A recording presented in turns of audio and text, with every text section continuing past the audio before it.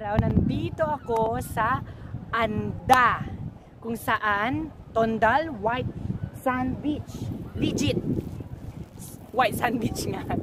So yun nga, nandito ako sa mismong lugar kung saan kukunti yung tao. I-flex ko lang natin. Flex natin. Papansin ninyo, walang masyadong katao. Punta ako doon dito sa pinakadulo ng medyo malayo-layo sa mga tao. Ayan. Dito din pala yung kaduluhan nito ng beach. So yun yung mga tao. Kita mo, maraming tao. Tapos dito yung dulo.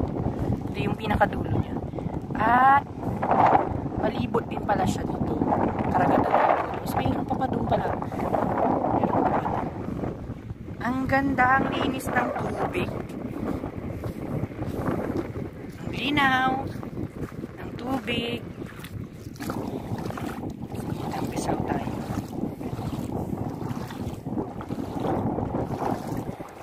Wala akong masabi. I-enjoy na lang. Ang ganda ng lugar. Tahimik. Pwedeng-pwede ka makapag-relax. Yes. Dito ako sa mismong pinakadulo. Kasi pag nandun ako sa mga medyo maraming tao na mga maingay. Dito, solong-solo ko ang lugar nito. Yee. Alright.